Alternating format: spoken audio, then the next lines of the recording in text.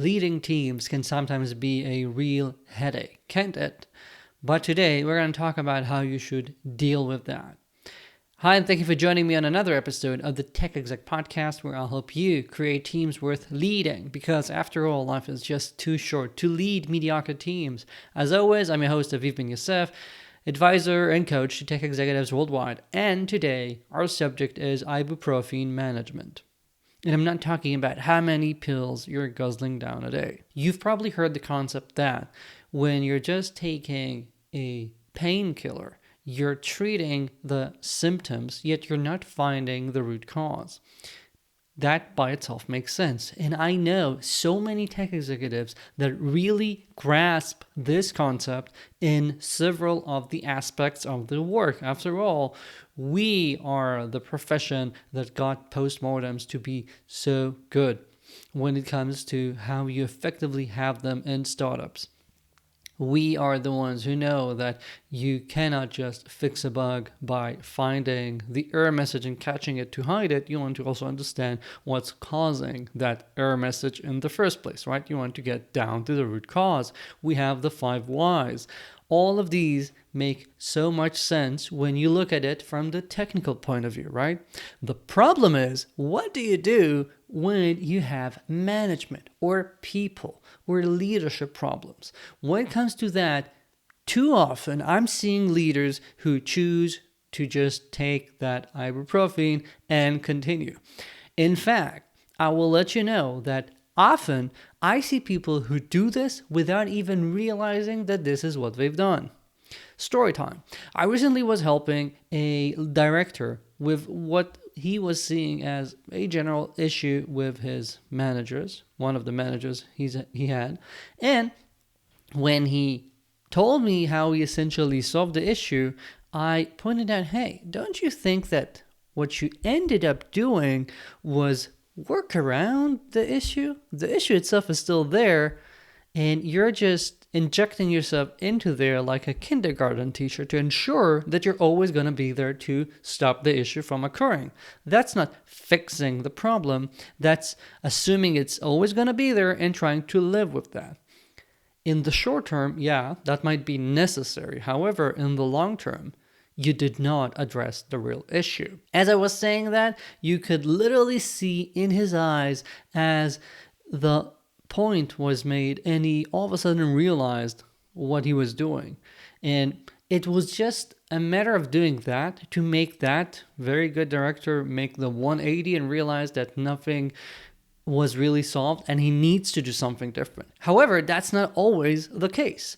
Sometimes we need to face the truth and tell ourselves, yeah, what we're doing is just we're taking that ibuprofen and we're taking that like twice a day because the real issue is always there dormant. Or sometimes what I'm seeing is that even when I point this out to people, they are so overwhelmed, or they have so many things on their plate, or they're obsessed with some short-term issues that all they care about is saying, okay, right now things are fine. Okay, I'm going to be going forward with that, because who's got the time to do this? Or they don't believe their own ability of fixing things. They're afraid of what's going to happen if I try and reach my hand to grab that root cause, because then this means I have to have a tough conversation with someone, or it means that I'm going to have to tell someone something that's not comfortable, and maybe they'll leave. Maybe they'll be angry with me.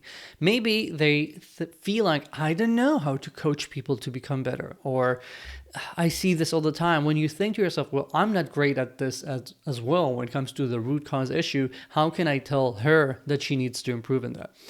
All of these things are, again, leading you to just do ibuprofen management. You see an issue, you try to handle it in the instant, you just get someone's fever down, but you don't really address the real cause. And sometimes, if it's just a short-term virus, that's all it takes.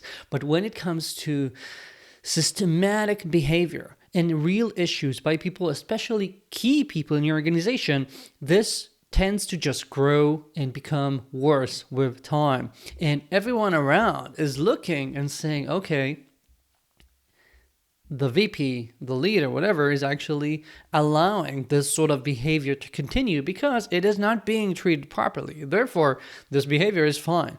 And I've seen that something, people don't usually just tell themselves, okay, I can be an asshole and it's going to be fine.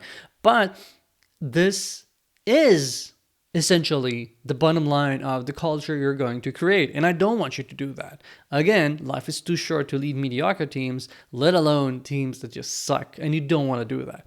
So how do you get yourself out of ibuprofen management? First, I want you to consider this.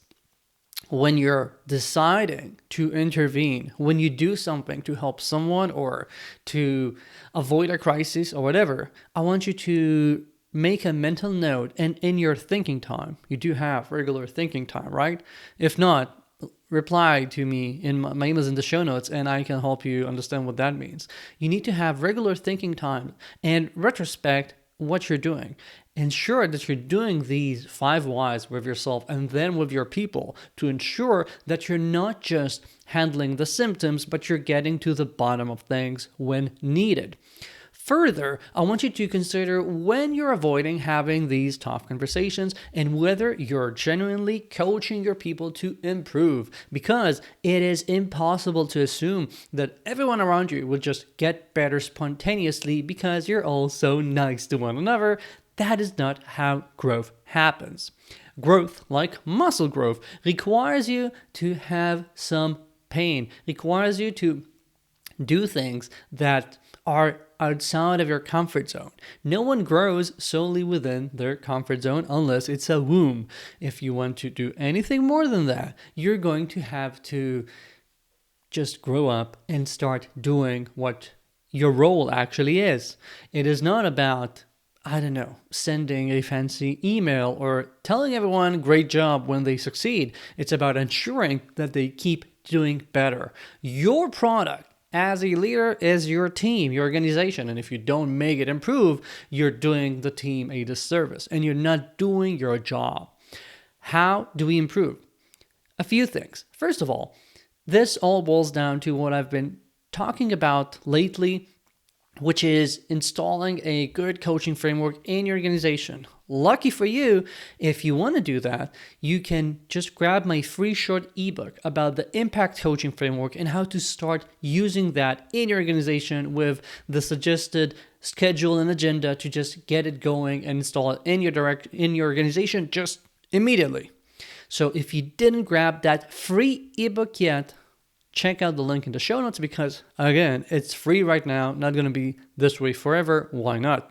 Now, second, you need to think about every time that you're choosing to take that ibuprofen, every time that you're just handling the symptoms, and consider what's going to happen if I continue with this for the next 6 months. It could be that just taking that pill for that instant would not be or not seem so bad.